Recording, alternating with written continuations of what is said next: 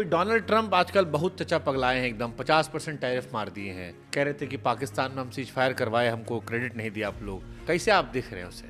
देखिए, चाचा फंस गए, पूरी तरह फंस गए, और उनको भी फंसा है यही विपक्ष वाला लोग।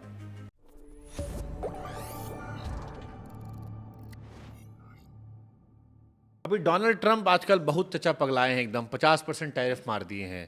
कह रहे थे कि पाकिस्तान में हम सीज फायर करवाए, हमको क्रेडिट नहीं दिया आप लोग, और फिर पगला गए हैं। कैसे आप देख रहे हैं उसे? देखिए, चाचा फंस गए, पूरी तरह फंस गए, हाँ, और उनको भी फंसा है यही विपक्ष वाला लोग। ये लोग हर बात पे सवाल करता है। अरे भाई, कुछ हो रहा है देश में, अच्छा हो रहा है तो उसकी तारीफ भी कर लो, उसमें भी ये लोग कमी निकालने लगते हैं। अब ये इतना ज़्यादा अभी बवाल कर दिए थे, सदन चल रहा था तो ऑपरेशन सिंदूर पे बात हो रही थी। अब उस पर इतना ये लोग बवाल कर दिया कि अरे देखो, ट्रंप ने रुकवा दिया, और इसके बारे में आप क्यों नहीं बोल रहे हैं। तो मोदी जी तो चुप रह जाते तो उसका भी इज्जत रह जाता, चचवा का भी। लेकिन ये लोग मुंह में हाथ डाल के बोलवा दिया तो मोदी जी बोल दिए कि नहीं, पाकिस्तान के साथ जो मुद्दा है उस पे किसी और का बिचौलियापन हमको पसंद नहीं है, और ना ही हम किसी को इसमें घुसने देंगे। लेकिन चचा 50% टैरिफ ठोक दिए अब। तो टैरिफ ठोके, उसके बाद जब इधर से जवाब मिला उनको, तब उनको पता चला कि अरे बाप रे बाप। और उस पर मैं देखा ना तो मेरे मन में एक गाना भी आ गया, और मैंने फट से बना दिया इस पे। हाँ। जब मोदी जी इधर से चांपे तो हमने कहा कि मेरे मोदी के जैसा नेता नहीं, मेरे मोदी के जैसा नेता नहीं। अब तो ये चाइना भी कहने लगा है, झुकने वाला ये भारत का बेटा नहीं, मेरे मोदी के जैसा नेता नहीं। दुश्मन देश मतलब चाइना भी मान गया कि भारत का बेटा है, झुकेगा नहीं। अपने जो उसके दोस्त हैं, जिससे हमारी दोस्ती रही है पहले से, भाई हम उससे तेल खरीद रहे हैं, हमसे ज्यादा तुम खरीद रहे हो, तुम हमको बताओगे। तो इस तरह से स्टैंड लेने का जो क्षमता है वो मोदी जी में है। इसलिए ही आज दुश्मन देश को भी कहना पड़ रहा है कि झुकने वाला ये भारत का बेटा नहीं। अभी तो मोदी जी वाली लाइन याद आ गई कि आप लोग टीवी चैनल के लिए मत काम करिए, देश के लिए कीजिए, फिर डांट देंगे आपको इस बार। फिर डांट पड़ जाएगी। सही। झुकने वाला नहीं। लेकिन जैसे विपक्ष वाला कहता है कि सारे पड़ोसी लोग से लड़ाई चल रहा है हमारा, सब नेपाल, पाकिस्तान, बांग्लादेश, इधर उधर। तो कैसा विदेश नीति आप लोग तारीफ करते हो कि सबसे अच्छा विदेश नीति हमारा है? हम लोग तो सब अच्छा करना चाहते हैं, पर ये विपक्ष वाले जो है ना, ये लोग उनकी भाषा बोलते हैं, उनको मौका देते हैं।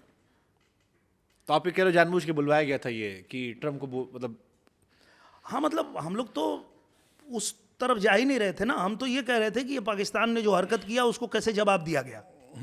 अब ये लोग बोल रहा है नहीं नहीं, कहाँ की। ट्रम्प चचा के बारे में क्या सोचते हो? 36 बार वो कह चुके हैं कि मैंने करवाया, अभी भी 4 बार और कह चुके हैं उसके बाद भी।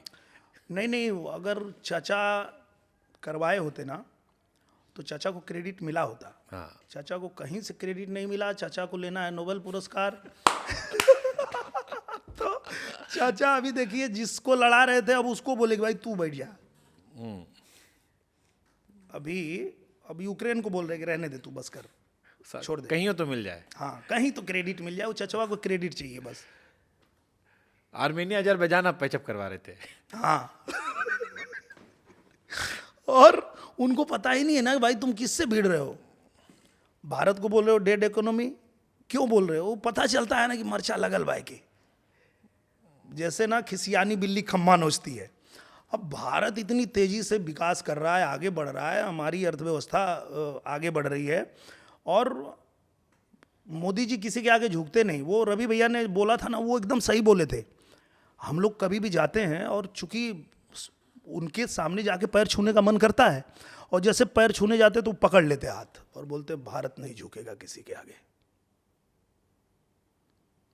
तो ये सिर्फ रवि भैया ने माइक पे नहीं बोला था, ये मेरा भी अनुभव है। उनका पैर छूने जाओ, वो हाथ पकड़ के एक ही बात बोलते, भारत नहीं झुकेगा किसी के आगे। अच्छा, ये रवि भैया का आपने जिक्र किया, हमको एक चीज़ और याद आ गया। अभी रवि भैया कांड किए थे समोसा संसद में। लोग कहे कि इसके बाद यह चर्चा हो जाए कि चटनी लाल नहीं मिलती है, हरा वाला मिलती है। वो कहे समोसा अलग अलग साइज मिलता है, अलग अलग रेट मिलता है। भाई रवि भैया का ना यही कमाल है। एक दिन ना हम लोग दोनों लोग बैठे थे सदन में, और साथ में ही बैठते थे हम लोग, सीट हमारी अलग अलग थी, तो हम लोग साथ में इतना बैठते थे कि जब नया सदन बना तो उसमें ना हम दोनों की सीट साथ में ही रख दिया गया कि ये लोग को कहीं सीट दे दो, बैठेगा साथ में। तो बैठे थे हम लोग, तो वो ऐसे कुछ ना कुछ ऐसी चीजें करते रहते हैं कि वो अचानक से अचानक से बैठे थे, और बैठे बैठे और कुछ ऐसा जोक मार देते हैं। मैं जोर जोर से हंसने लगा, तो सामने से जो अध्यक्ष जी थे उनका नजर गया, तो मैं सक पका गया और बोले, अरे वो योगी जी बगल बैठे थे। कहे शमशान घाट का उद्घाटन था। हाँ। कहे यहाँ जलोगे तो सीधे स्वर्ग जाओगे। हर हर महादेव। हम कहे महाराज। और इसलिए महाराज जी भी खूब आनंद लेते हैं। हाँ। खूब आनंद लेते हैं। और रवि भैया बहुत एकदम मस्त मौला। तो रवि भैया कहने भेजे ठाकरे जी के पास, जो आप लड़ाई कर रहे थे कि भाषा के खिलाफ, अगर मराठी भाषा लड़ाई जो विवाद चल रहा था, आप बोले रवि भैया भेज देते। नहीं, रवि भैया भी हर हर महादेव करते हो अपने अंदाज कर में। ही देंगे, वो कर ही देंगे। लेकिन मैं ना भैया, आप बहुत भिड़ गए थे। आपने कहा मुंबई में बैठ के, आप कहे कि हम बैठे हैं यहाँ पर, जिसको करना कर लो। डर नहीं लगता आपको? राज ठाकरे से डर नहीं डरते आप? क्यों डर लगेगा? मैं इसलिए बोला कि एक बात बताइए, ये देश आज़ाद हुआ और इस देश को आज़ादी दिलाने में कितनी कुर्बानी हुई। कहते हैं कि करता कदर कौन माता मही की, अगर जन्म लेने के रिश्ते न होते, आज़ाद होता न भारत हमारा, अगर हिंद में कुछ फरिश्ते न होते, जन्मे किशन सिंह के गोदी के तारा, दिए खून से सींच भारत की रेती, वह थे भगत सिंह बचपन में कहते, करूंगा पिताजी बंदूकों की खेती। भारत का बच्चा जब ऐसा भाव रखता है कि इस देश को आज़ाद कराने के लिए शहीद हो जाएंगे, और शहीद हुए, कुर्बानी दिए, तब ये आज़ाद हुआ।